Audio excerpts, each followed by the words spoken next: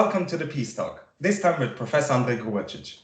Andrej Grubačić is the founding chair of Anthropology at the California Institute of Integral Studies. He is also an incoming editor of the World Journal of World System Research. He participated in research groups at the Fernand Braudel Center on anarchist implication of world system analysis. He's also a political activist, co-founder of the Global Balkan Network, and he published several books. Andrej, I'm very glad and honored that you found the time for this interview. It's good to be here. Thank you for the invitation. Andrej, let me start with a personal and emotional question. How did your Balkan roots and how did your family history shape you as an academic and your political thoughts? I would say decisively.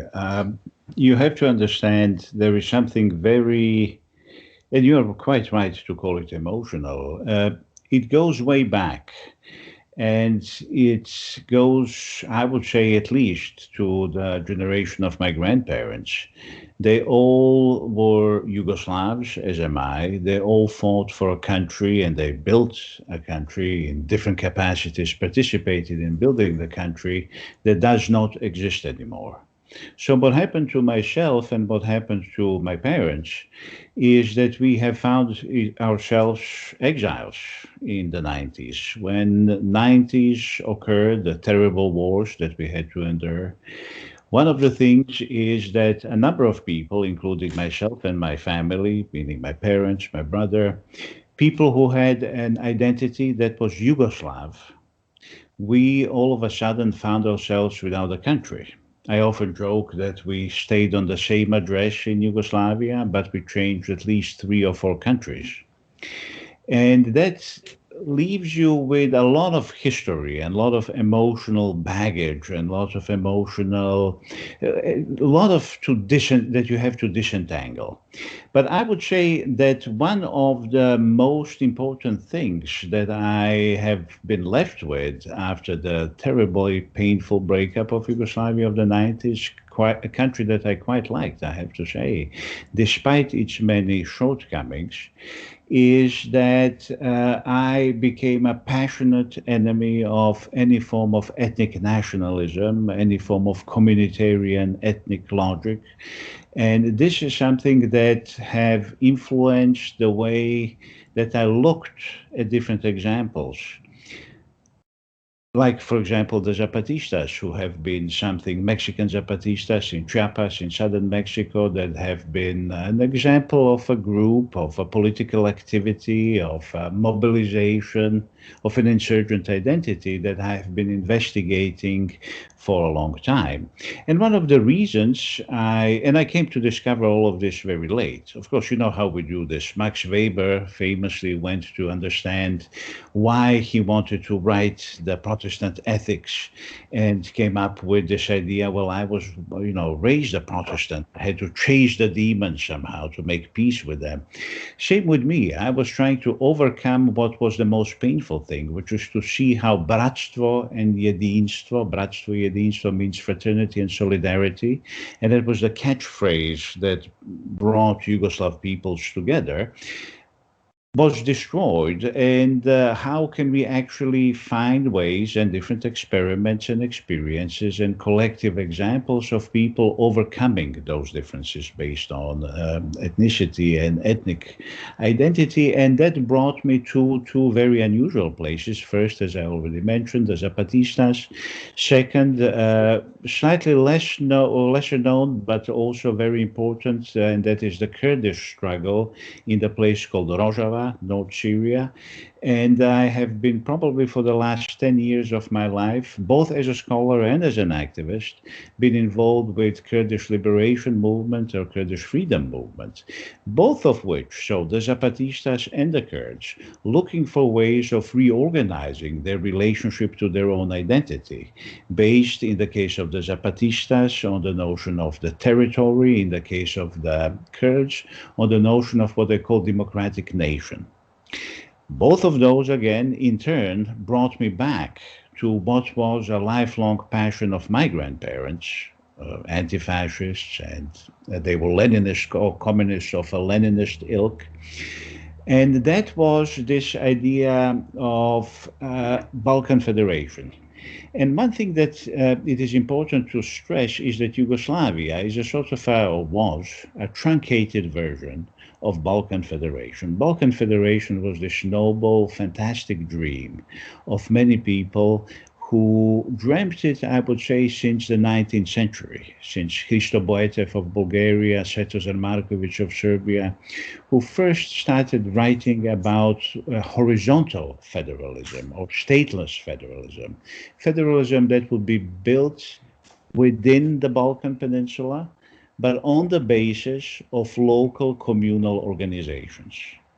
And this is something that, of course, you can then trace in different anarchist, communist ideas, visions.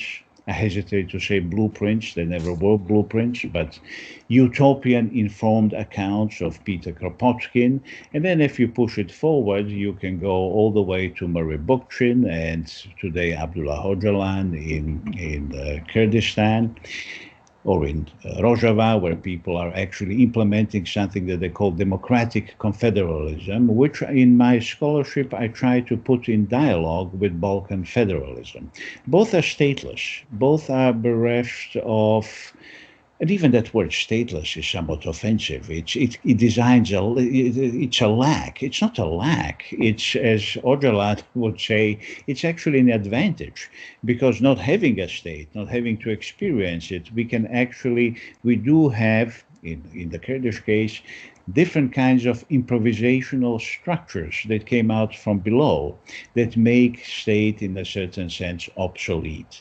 And in many ways, the early blueprints of the Balkan horizontal stateless federalism built around the Balkan Peninsula by these early pioneers of Balkan socialism was something that influenced deeply people who went on to build Yugoslavia. Now, of course, they were Leninists. They had a state socialist idea of how Balkan Peninsula should be organized. But that ideas of Yugoslavism, of Balkan federalism, that was to an extent interchangeable, are something that again exists in dialogue with all of these other experiences that I came to look for without really knowing what I was doing, and discovering in places like Kurdistan or Chiapas. And I think in that sense, it was very crucial. But let me get even more emotional and even go even more to the childhood and tell you the story of my grandmothers, and two grandmothers who left a very important imprint on my life and my childhood. My maternal grandmother and my paternal grandmother. My paternal grandmother was, whom I called Omama. She was a communist, and she died a communist. And she, at some point, she was already much older, she was talking about Yugoslavia, and there was a sense of disappointment, of course, about everything that was brewing in former Socialist Republic of Yugoslavia. And I asked her, Oma, there is something wrong here. Are you still a communist? And she said, I will be a communist until the rest of my days. But we have chosen a wrong path to communism. And the role of your generation, as they say in the Mission Impossible, should you choose to accept it, is to actually find a different path to communism. And that affected me quite deeply. And it was resolved in a certain sense by a gift from my maternal grandmother, Tanya. And Tanya gave me, it was a beautiful gift, memoirs of Alexander Ivanovich Herzen, famous Russian populist, who was friends with Bakunin, famous Russian anarchist.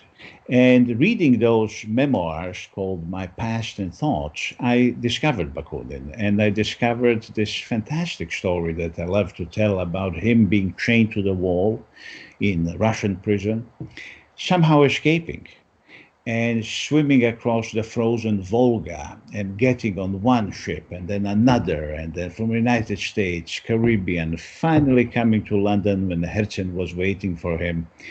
And he said the first words were, "Do they have oysters here, Alexander Ivanovich, or do I have to go back to Siberia?" And I just fell in love with this ethos of pleasure, of somebody who just suffered so much and came here and asking about oysters. And I said, "Who is this guy? And let me read a little bit more about him." Going into that literature of anarchist socialism, anarchosyndicalism, and anarchist communism, I realized that there is another way of thinking about communism as not something that is a final destination, but something that is already here. Something that my late friend and close associate, David Graeber, used to call everyday communism, and Piotr Kropotkin used to call it mutual aid. And that is a different way of thinking about communism, and that perhaps is that different path that my paternal grandmother, or Mama, was referring to. So in that sense, and of course building on the experiences of the anti-fascist struggle in Yugoslavia during what we call Yugoslav Revolution of 1940s, then Yugoslav journey into the non-alignment the movement of the non-aligned, which my maternal grandfather was very much involved with. He was an ambassador to Egypt, working with Nasser on the first and second conference of the non-aligned movement. And then finally, self-management, which was in Yugoslavia initiated as an experiment in what we used to call social ownership since 1950 to 51, and as a very interesting synthesis or a compromise between the ideas of anarcho-syndicalists, guild socialists, Trotsky's critique of bureaucracy, and elements, of course, of Leninism. That became something that definitely influenced my later intellectual as well as political adventures. I never thought of two as separate. Okay, very interesting. You mentioned Yugoslavia, and you mentioned the Balkan region. What do you mean with the term Balkanization, Balkanize? And would a Balkan Federation include states like Bulgaria, Greece, Croatia, and yeah? Yeah, when I started reading about the history of Balkan Federation, I was fascinated by the degree of erudition, practical knowledge, political activity, 19th and also 20th century. And I think that there were two basic interpretations to Balkan federalism. One was the peninsula. The very name of the Balkans, as you know, is a name. It was given to this particular region by a German geographer, but basically the idea is, and it's a Turkish name, so you have this complication immediately. You have the slight contradiction. Two countries or two states rather, that were fighting for the Balkans and fighting for the land that today we call the Balkan Peninsula. The name keeps changing, as you're probably familiar. Many people are now talking about Western Balkans. For a while, they were talking about Southeastern Europe. For me, it is important to, as a nod to that past of revolutionary Balkan thinking, to actually go back to the term the Balkans, to reclaim it, and to remind people that there were two traditions of thinking about the unity of the Balkans. Balkan federalism of socialist states, which is something that former Yugoslav President Tito was involved with. There were many Balkan meetings where the idea of Balkan Socialist Federation as the Federation of Socialist States was discussed. It's very much the idea of different national leaders who preceded Tito, the kings of Greece, kings of Serbia, and so forth. Now, that's one tradition. So, Federation of Balkan States, communist or national-based, liberal.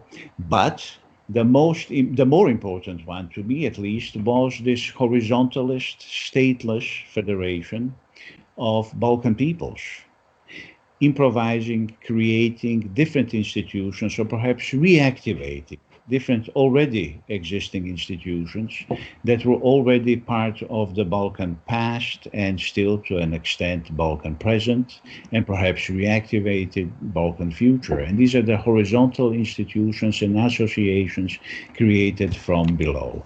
And federated, they would, of course, as you mentioned, include all of the countries that share that common Balkan identity, which it's a relationship to territory, it's a relationship to a certain sense of common history, and it has a long and beautiful history that, interestingly enough, we did not learn much about in the schools in socialist countries or former Balkan socialist states, because that was dismissed widely as utopian socialism. And I think if we learned one thing from the last 70 or however many years or decades, what was utopian in an ugly sense of that word, right? Something that would not work, is the idea of state-based federalism, the idea of a solution that would involve nation states. Throughout my work as a scholar, I'm more and more confused and amazed by the power of centrist liberalism, by the power of capitalist liberal ideology that is this glue that holds capitalist system, or what I call capitalist modernity, together. And incredible thing about most of the socialists who belong to the school of, not all Marxists, of course, but what used to be called traditional Marxism, has been allegiance to the main tenets of capitalist modernity. If you read some of the works of Marx and Engels, and most of the interpretations within the Marxist vein, you will see a very centrist, very capitalist, very modern and very modernist interpretation that takes state for granted, that takes linear time for granted, that takes certain productivist, shall we say, evolutionist ideas for granted. It sort of goes back, as David Graeber used to say, it all goes back to Rousseau, and to this weird paradox of bringing somehow together the idea of stages of history and evolution of history, and the idea of time of a noble savage and time that we all once upon a time shared together, mythic communism, where we need to go again. And I think that many people who were libertarian Marxists, like Daniel Guérin of France, had it right when they thought that the birth of capitalist modernity is really the French Revolution and the Jacobin moment, the moment when we have a state, nation state, and national community identified in the modern sense, together with a certain concept, not only of space, but also of time. And what I always thought anarchism was, it was the misfit. It was that one idea that that completely rejected these foundationalist principles of capitalist modernity. And I also call myself libertarian communist or libertarian socialist because I believe there are many Marxists who were in profound agreement with this analysis. And I think today, even in Marxist scholarship, we have almost reached that moment when there is a possibility of recovering Marx from Marxism and actually going to some of the more libertarian ways of reading Marx. I just finished reading a beautiful book by Massimiliano Tomba called Insurgent Universality, when he's trying to do just that, to go back to Marx's correspondence with Vera Zasulich, so late Marx, thinking about how it's actually possible not to think in terms of stadialism, stages of history, but to actually reactivate those anachronistic institutions such as Russian Mir, Opština, Zadruga in Serbia, and to skip that stage, so to speak, and go straight to what Marx called communism. And that, I think, makes a lot of sense, of course, if you included that conversation early Balkan socialists like Svetozar Marković. And then when you see today, in this moment of crisis of legitimacy of the nation state related to a larger crisis of capitalist civilization as such, You see people like Abdullah Öcalan, you see people in Rojava, you see people in Chiapas, you see people doing, finally formulating or maybe continuing that same line of thought that goes way back about the idea of property, about the idea of belonging, about the idea of political organization that is not related to this dominant ideas and temporalities of capitalist modernity. Yeah. And again, Yugoslavia was one of the episodes in that long and very interesting conversation and inching towards a new alternative. Two things I would mention. First, you mentioned libertarian socialism, and in my opinion, when I read Miguel Abenzur, The State Again, Democracy Against the State, but he uses also Marx. Mm-hmm. So it's like not a contradiction. We can, like you said, we can use Marx, so to speak, for anarchist analysis. And on the other side, I was surprised by the strong affiliation of Bulgarians with anarcho-syndicalism. I lived there for 4 years almost, and I discovered, my mother is from Bulgaria, so I can read, how do you say in English, Kyrillish? Cyrillic. Cyrillic. Cyrillic, yeah. Wow, okay. Yeah, Cyrillic. And when I was reading Hristo Botev, I discovered that he was quoting Pierre-Joseph Proudhon. So I was amazed that this Bulgarian, one of the key poets and writers of Bulgarian history, was quoting an anarchist. So it was fun to discover that Bulgarian history is full of anarchist moments. Oh, and yeah, it was surprising for me, and yeah. Absolutely, and you have to remember in those days there were, before the term anarchist was widely adopted, it did not happen overnight. The there were several trends, several groups within the First International and before. For me, the most useful distinction is between there is the authoritarian, of course, and anti-authoritarian distinction. For me, even more useful is the one that says federalists versus centralizers. And there is a centralist tendency and federalist tendency. And most of the people who ended up on the federalist Proudhonian side were Proudhonians. So Proudhon, in his best moments, I think we can say, and he had moments that were less than great in his writings, was the founding figure probably in self-management. And one of the things, if you want to think what the anarchist contribution to those days to socialist literature was, I would say that probably the most interesting one was self-management. And it's very interesting that the self-management as such was attempted in a place such as Yugoslavia in the middle of the Balkans, right, in this state form, but in this unusual coexistence between the state form and socialist self-management, and in Algeria at the same time in 1960s for a brief period of time. But many of the scholars who were, like your friends from Bulgaria, fascinated with anarchosyndicalism, probably also read Daniel Guérin, who wrote about socialism or self-management, autogestion, in Algeria and Yugoslavia. And he had some critical remarks, and he had some very constructive remarks, and some words of praise, shall we say. So all of these experiences are very mixed. My problem with many of the anarcho-syndicalists, and maybe this is the case in Bulgaria as well as anarcho-communists on the other hand, is that they tend to overemphasize the differences.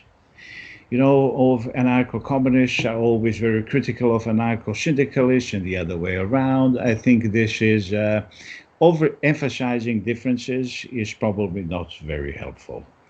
But again, all of this is to say that anarchist tradition, understood in this wider sense, embracing also many trends of Marxism, who were, as you know, council communists, Noam Chomsky writes a lot about this, were very much in opposition to Lenin's interpretation of Marxism.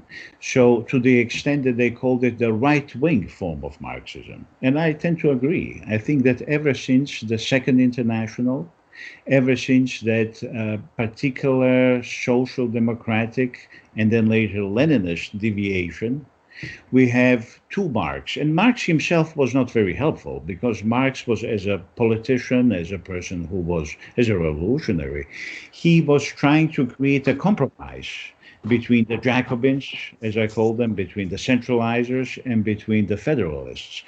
So you can read in Marx both things. You can read more federalist Marx, libertarian Marx, and you can read Marx that is anything but. But from Second International onwards, there is a particular, and I would call it also Eurocentric, idea of history, an idea of political strategy that becomes first formulated by the positivist Marxists, say Bernstein or Kautsky and so forth, and by their enemies in Russia, including Lenin. Both of those, I see them as the same linear, modernist, positivist idea of Marxism, right-wing Marxism, if you will, while the left wing of Marxism, the libertarian Marxism, included from council communists to many other people.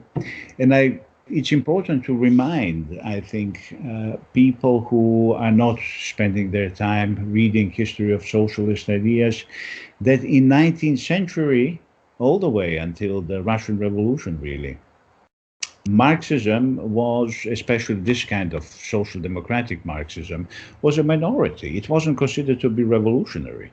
Revolutionary movements were anti-colonial, they were anti-authoritarian, they were militantly anti-statist, based on ideas of mutual aid, of what Shoko Nishi, a Japanese historian who wrote a phenomenal book called Anarchist Modernity, sometimes calls the ideas cooperative modernity.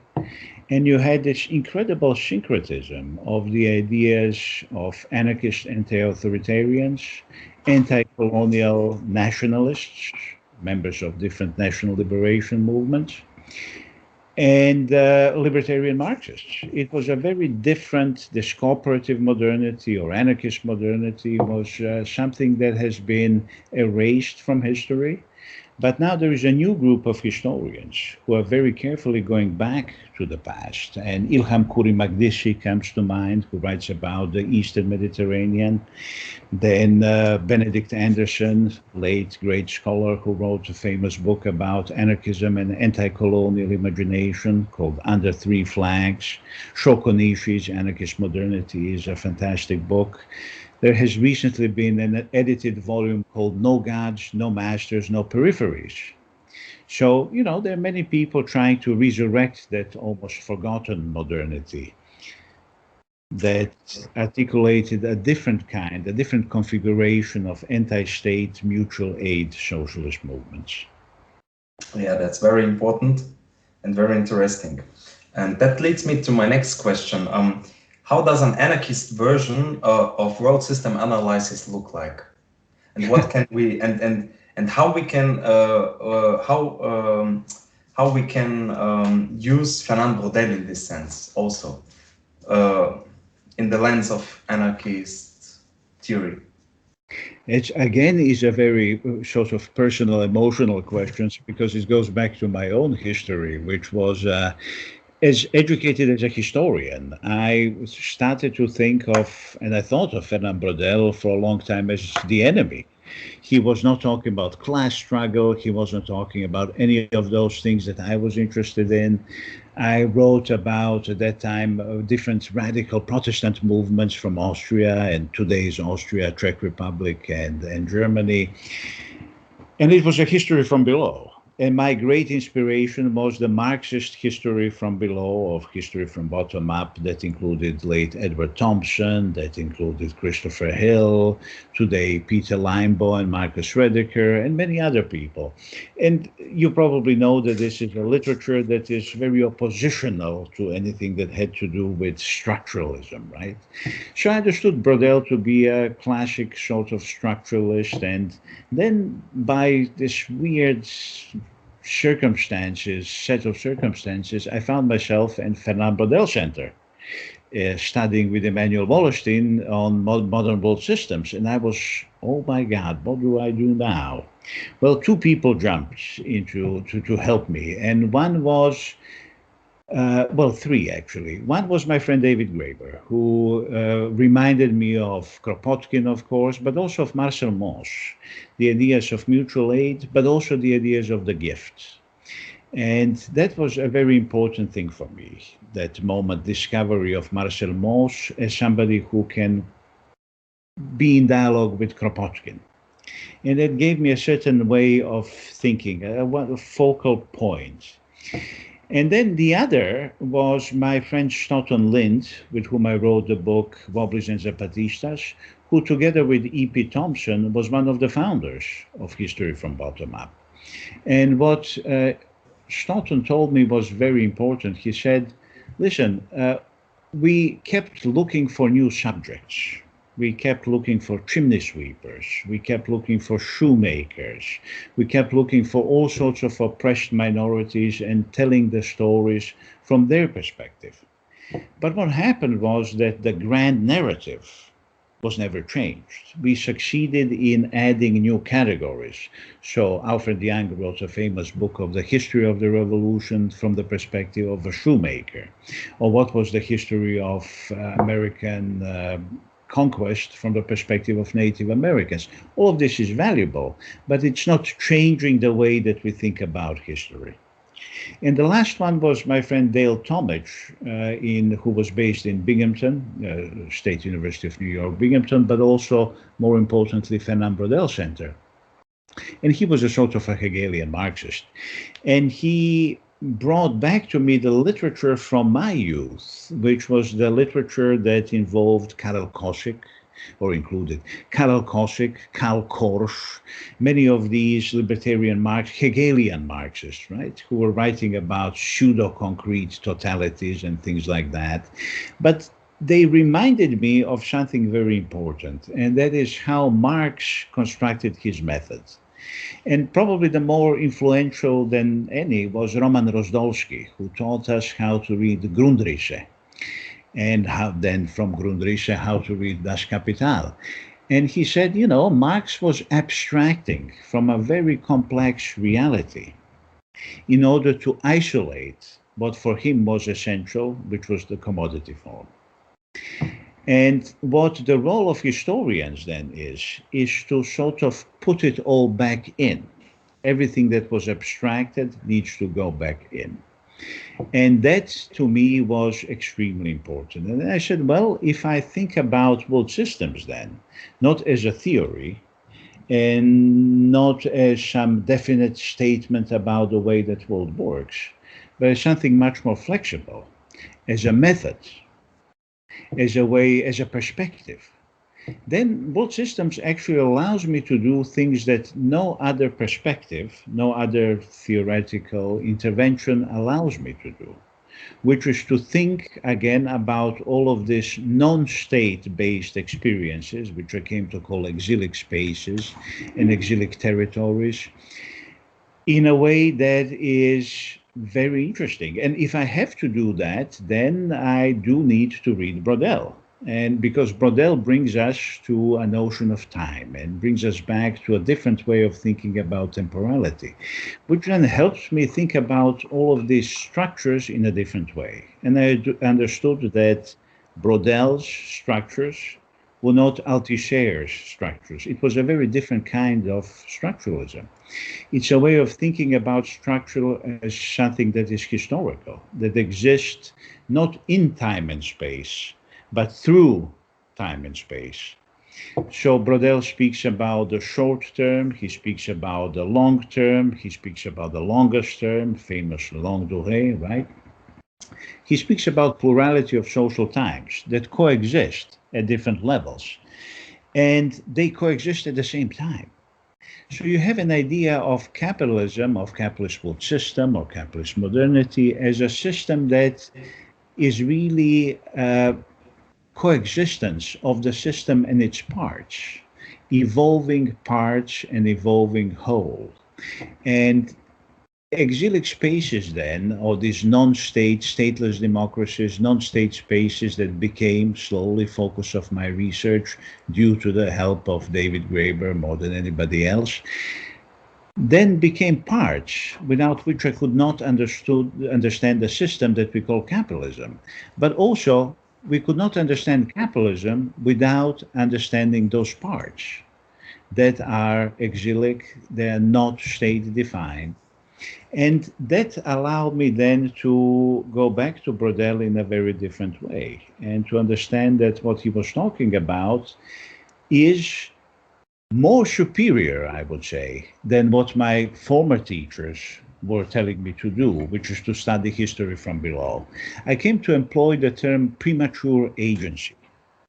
Because when you read these guys, whom I still like, and I'm very fond of people like Peter Limbaugh, Marcus Rediker, you would see that they're doing things that are very different than the things that I'm trying to do. I'm trying to see not agency as something that's coming out of people themselves, not agency of the pirates, not agency of the people that I tend to study, right? But as something that has been mediated through structures. And then in that way, structure is a precondition for agency. And the role of a world systemic anthropologist then, or anarchist if you want, is to do the work of historical specification. If you then specify historically what was happening theoretically, you get to that what Dale Talmage calls theoretical history.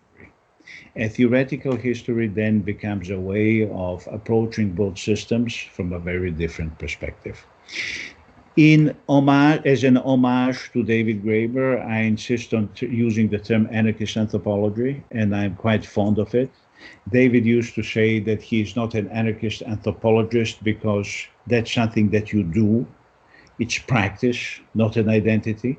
But I do think that we can identify a field of anarchist anthropology, of people who are trying to begin with this everyday communism, these practices of mutual aid and communistic practices in everyday, to examine them. And what my world systems intervention is to put those or emplace those practices within the 500 years of la longue durée of capitalism. Since 16th century onwards, we have unfolded capitalist world system, historical capitalism as an actual historical system. And within it, I try to study what anarchists were always interested in.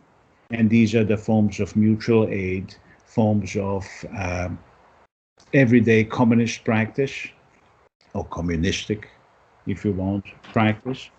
And particular form that they take, in my case, I'm more and more studying these exilic spaces, as I call them, non-state formations within capitalist world economy. Long response, but hopefully not entirely uninteresting. Very interesting. You mentioned Fernand Braudel. He helped me understanding how the capitalist system created new jobs, for example. And he helped me understanding how the capitalist system that evolves with the centuries created also new forms of science and new way of thinking also.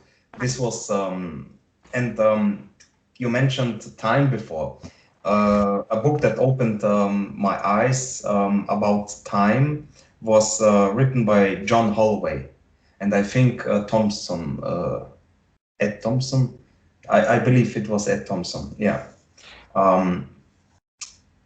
And you mentioned exile spaces. You wrote a book about exile spaces. It is Yes. like entity there which is free from state formation and capitalist reproduction. Martin Barrow wrote The Plebeian Moment, and he took 3 examples from, I believe, the Venetian Carnival, and he mentioned 2 other moments in history which plebeian mass, so to speak, rebelled, or it was a revolution, something like this. So I'm interested in a comparison. Would you define exile spaces also as not only as geography, as a room, but also as a moment, maybe a revolutionary moment? Is this also a dimension of exile spaces? Absolutely, and this is a very Braudelian definition of space. Braudel, of course, always talk about space and time as social relations, as substantive social relations. So we are not talking only about territory, we are talking about a particular configuration of elements and relations. And that is crucial for anybody, I think, who is serious about studying these spaces or to understand. And that is, moments in time are also spatialized. And when we talk about those spaces, they are very much historical. We are talking about processes. So all the carnivals that you mentioned are moments that I would call exilic spaces. Kropotkin used a very interesting term that you might be interested in, which is vibrant interstices. And vibrant interstices is this, he said, capitalism can never be, I'm paraphrasing here, but capitalism and the state are never total. Their ownership of our time and our activities is never total. They're always vibrant interstices that are never completely under the command of state and capital. And then Braudel wrote something that, when I was reading about vibrant interstices, I was saying, oh my God, but this is exactly what anarchist anthropologists like Pierre Clastre were writing about when they were describing societies against the state in, say, Paraguay. These are the societies that were organized to discourage the formation of the state. And there is a lot of these self-governing peoples. There is a lot of literature in anthropology, mostly written by anarchist-leaning people, scholars, about how can we understand these societies that are they're against the state, but they're not modern. So they're not primitive. They don't belong to some, arcade. They're still with us. They're doing something that politically makes a lot of sense. They're organizing intentionally to discourage the formation of the state. So when I was presented with this task of thinking about, systemically, from the perspective of capitalism, I discovered Braudel, and I think it was a footnote in one of his books on material life. And that book, a footnote, was speaking about something that he called black holes in capitalist world economy. And he said, there are these spaces that exist here and there, usually there on the mountains or far away in the swamps or pirate ships, perhaps, where they are not commercial exchange. They're outside of commercial exchange. They're, in a certain sense, outside of capitalism, or they're black holes within capitalist world economy. And then he pessimistically says, but, there are no real way of researching these spaces. And I said, well, this is exactly what vibrant interstices meant for Kropotkin, or what society against the state meant for Pierre Clastre. So if we relate these things, we are actually coming to a possibility to, in scholarly sense, define this a little bit more rigorously. We can say that there are non-state spaces, and this is the term that I took from James C. Scott, who wrote a wonderful book about Zomia called The Art of Not Being Governed. And he's using the term non-state spaces. And it's become a very popular term in anthropology and political science. But basically, you can actually say, before capitalism, we are talking about non-state spaces. The disagreement with Jim Scott is he treats them as non-spaces, throughout. And then he says, well, now we don't have them anymore because they just disappeared because states have become bigger.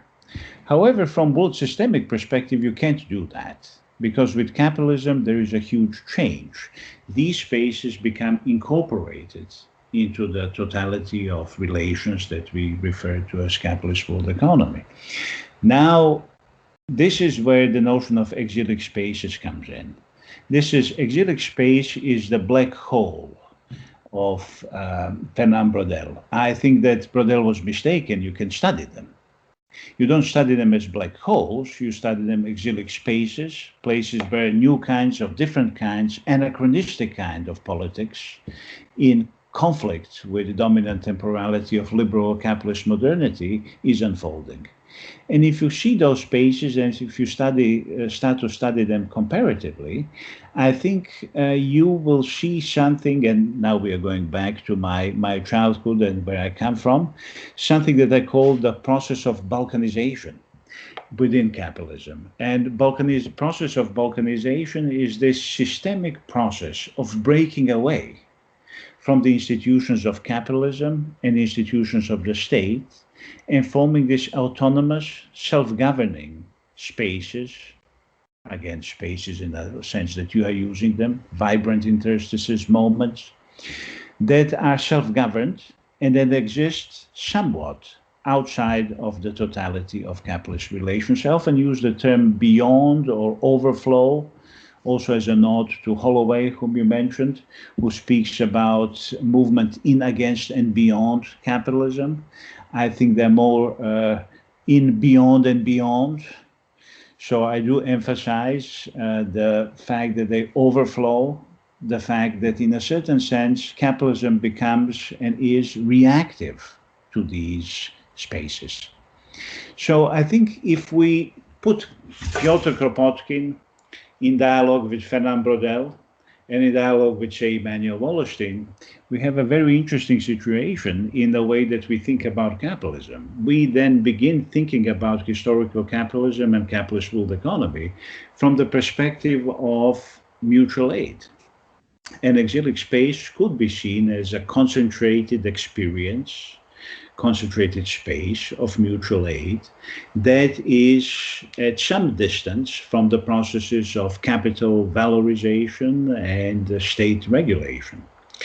And as such, if you think about capitalism as a place that has to contend with this, capitalism is a process then really that has to deal with this flow of cooperative activities of mutual aid that are at the edges of capitalism, right? And that's the term of the book that I did with Dennis O'Hearn, at the edges of capitalism. So at the edges of capitalism, in the space that Fernand Braudel called material life, we have multiplicity of relations of mutual aid that capitalism cannot completely overcome. Mm-hmm. And that capitalism has to contend with over and over and over again. And these processes of mutual aid, these moments of these social relations of cooperation, insert themselves into the logic of capital. And that is precisely what arrests the moment and movement of capital and makes capitalism so vulnerable. Because capitalism is not total in that sense. Totalitarian it might be, total it is not. Because it's profoundly unstable due to the insertion of these processes of mutual aid that capitalism cannot completely overcome. Once we start thinking about capitalism as this defensive formation that is always struggling with what makes it unstable and what inserts itself into it, we have a very different definition or idea of what is the horizon of possibility, of an anti-capitalist possibility. And instead of thinking about this from a pessimistic perspective, as most Marxists do, saying, oh my God, but that just means saying that capitalism subsists on mutual aid. Well, that's exactly its weakness. It's not that capitalism is using everything. It's capitalism cannot penetrate everything. And that is, I think, what Braudel meant by the idea of capitalism as a structure that exists on three floors. The last floor is the floor of what he called the laws of the jungle. That's capitalism proper. Competition, monopolization, all of that. Second floor is the floor of the markets, which is not capitalism, it's economy of a particular kind. And then the largest stratum, what she used to call material life, and material life is a place that's never fully penetrated by capitalism and logic of commodity. I think this is a quote, a place where capitalism is trying to trust its roots, but never completely successfully. So that has been my intellectual adventure and political adventure, and very much, as you said, inspired by my youthful experiences in Yugoslavia. I have a stupid question. What if I say that some mafia structures, or for example, Scientology, is an exile space? How would you argue against it? I wouldn't. I would say that that's absolutely the thing that I had to contend with in trying to understand the logic of exilic spaces. So much so that I had a series of conversations with a dear friend of mine who just finished a book. His name is Raymond Crabe. He's a Cornell professor of history, and he just finished a book about this called Adventure Capitalism. The first book, the first title for this book was Negative Exilic Spaces. And he was trying to understand what this is about. You don't have to go, I mean, you can think about places like, well, let's mention something that more interesting. You have this intellectual bandit businessman named Peter Thiel. He is very important, he's very influential, he owns PayPal and Venmo and all of those things. He's here in Silicon Valley, he's a very important figure. He is a Trumpian sort of libertarian Republican, but of the libertarian kind, who is thinking about something akin to exilic spaces. He's thinking about ships, boats, islands, charter cities that exist independently of any state. They're separate from the state. The problem is, when I think about exilic spaces, I'm thinking about spaces of mutual aid that are against logic, valorizing logic of capital and regulative logic of the state. So American libertarians, and you know that Americans have this weird way of, what we call libertarians is mostly anarchist, Marxist, whatever. What they call libertarian is this bizarre idea of market, self-regulating market without a state. Okay, so he is, Peter Thiel and many others are trying to create, they're actually builders. They're building these spaces that might be called negative exilic spaces outside of the purview of the state. Many gangs, say in Brazil, and there's a lovely new book about the Brazilian gangs called Sharing This Walk, published by Brazilian anthropologist Carina Biondi.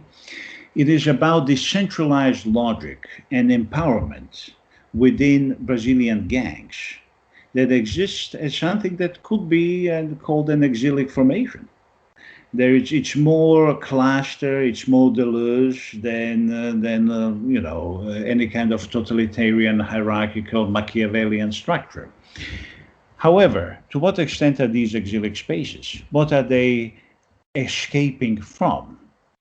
What are they exiting? Well, no, they are actually, in that sense, very much part of the capitalist universe. They reject the state as a form, as a process, as a limitation and a boundary, but they are very much part of capitalism.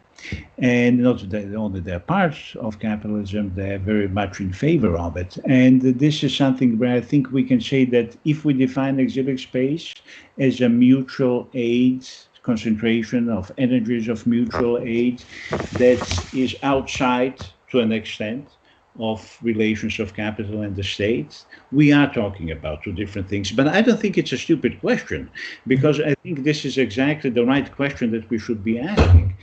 These people, these experiences, these projects are very important, and we need to understand them, and we need to understand the logic behind them. Certainly here in the United States, you can see many people investing in these spaces. Now, to go back to what I call exilic spaces, they're also not perfect. And the idea of a serious scholarship and the idea of serious politics is not to look for perfection. It's not to retrospectively romanticize and idealize. I think that many of the non-state spaces that have been studied throughout history, even before capitalism, have been made on this notion of what I call loyalty bargains. In order to exist, you need to create a loyalty bargain with somebody who is stronger. I studied, one of the books that I did was about the Cossacks. And the Cossacks are just such a fascinating case because you see a group of people in 15th, 16th century, well, up to 18th century, are against Russia, are against the state, have an exilic territory, say, along the river of Don, to one group, one host of the Cossacks. They hate the Russians, they hate the state, they lead several rebellions against them, but they have a loyalty bargain with the state. You give us the guns, you give us the food, and we are going to patrol the borders of the empire, of the state. So in a certain weird paradox of history, the Cossacks, the non-state peoples who were at war with Russia, but again, in this loyalty bargain relationship with Russia, have helped Russia become a strong state. So one of the more painful examples is that I also studied Jamaican Maroons. Maroons or runaway slaves, Jamaica, who ran from plantations to create their exilic spaces or non-state spaces in the mountains, made a loyalty bargain with the plantation.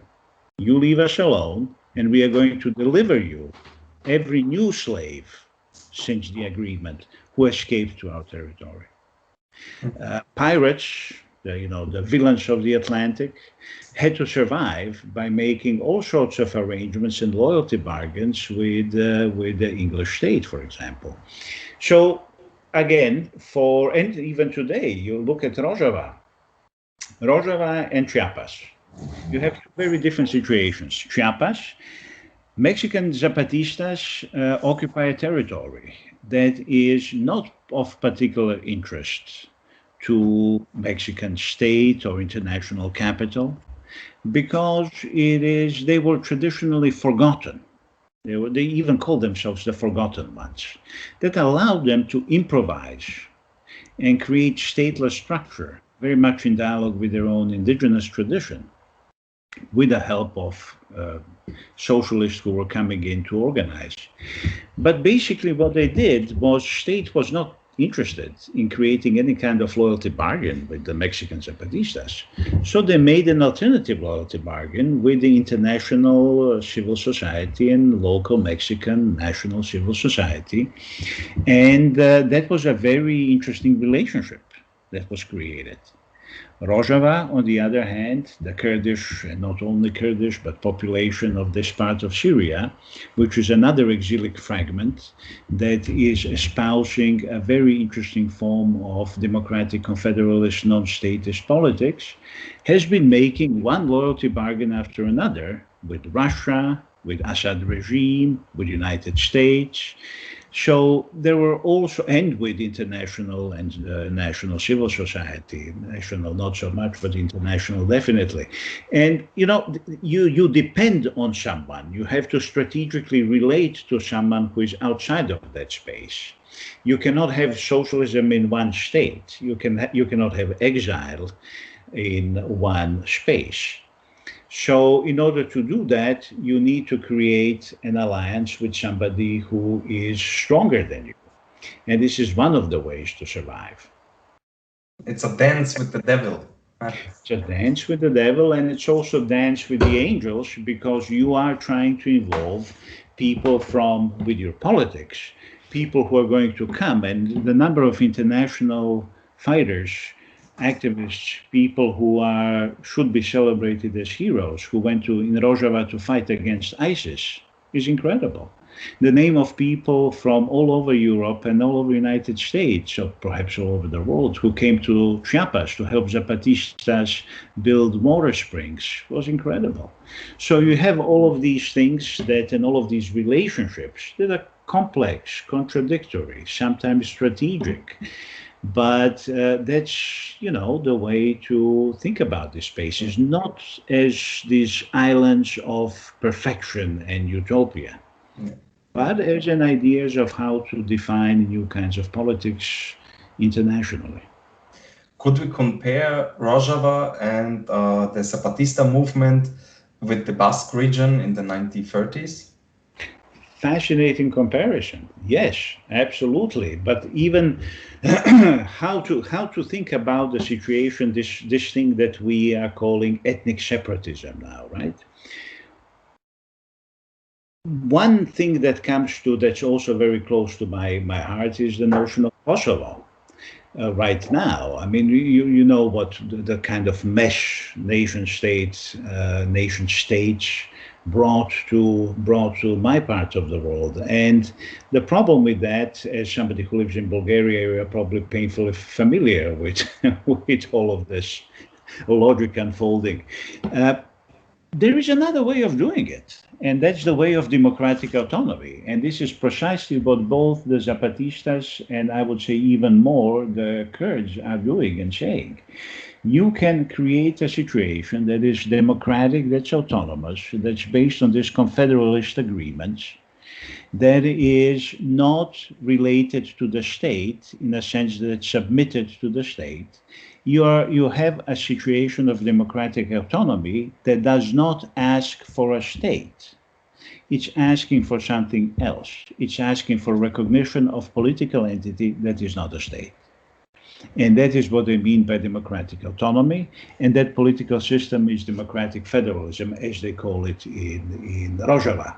Now, in Chiapas, they're using different names. The name that they use more than any other is autonomy or autonomy in practice, but it means the same thing.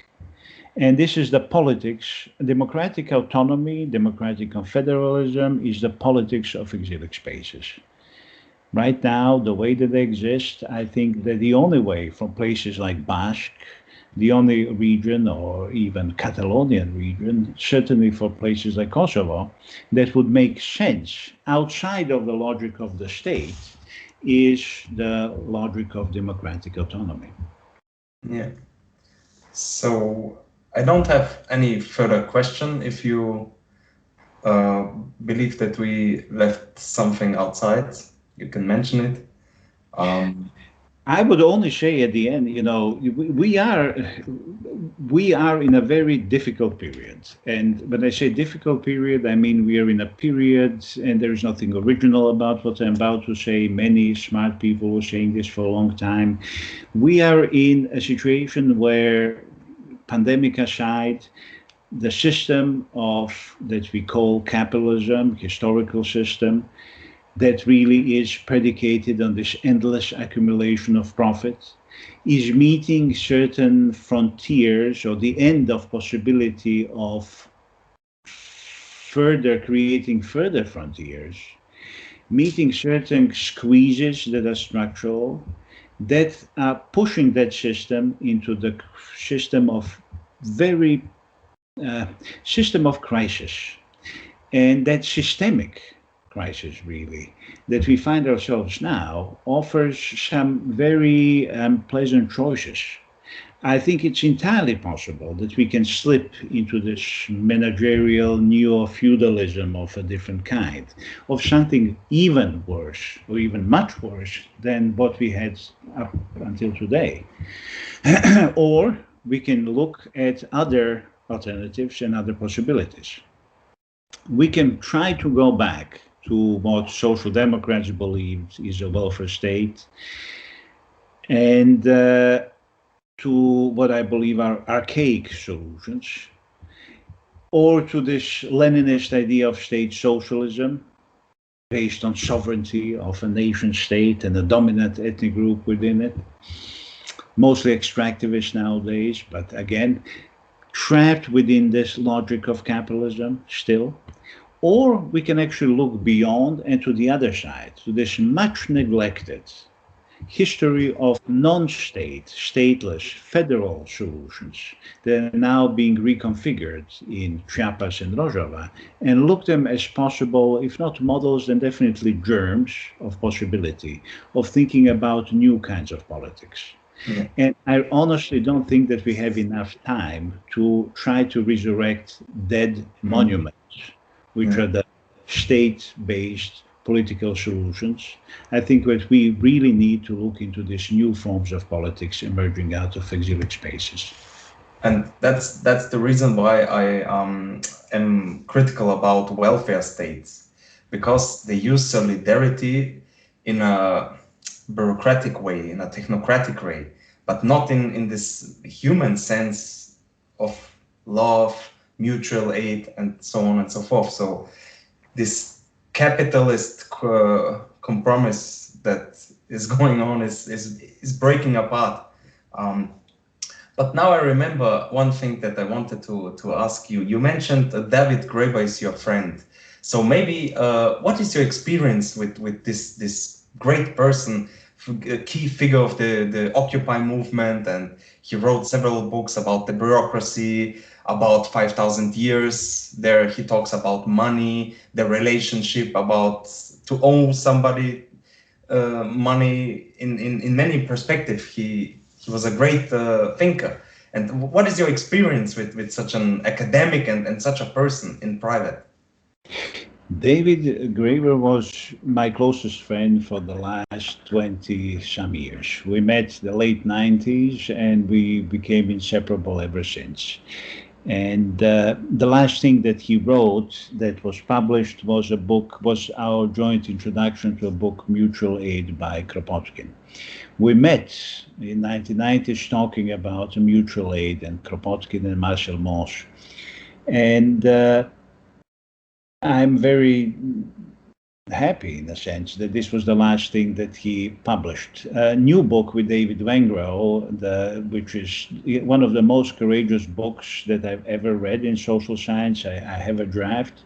It's called The New Dawn of Humanity, the new history of humanity, the dawn of everything, new history of humanity, and it's going to be published in August. David was one of the most courageous and most generous people I've ever met. He was an anarchist, he was a scholar, he was the best of both of those things. I have never met a kinder, more gentle, more generous anarchist, and I have never met more rigorous, more serious, more formidable scholar. And I have to say, I don't think I'm ever going to meet again a better friend. He was an incredible person, and it's hard to find words to describe David. He was special. He used to, and he loved to talk about gifts and communism and prefigurative politics. And in a certain sense, he embodied, prefigured all of that. He was generous to a fault, he was communistic to a fault, and he was everything that I would like to see in somebody who calls himself or themselves an anarchist. It was a privilege to be his friend. I thank you very much for these insights and for sharing your knowledge and discussing your books and your research. And thank you once again for your time and for this interview. You are very welcome, and thank you.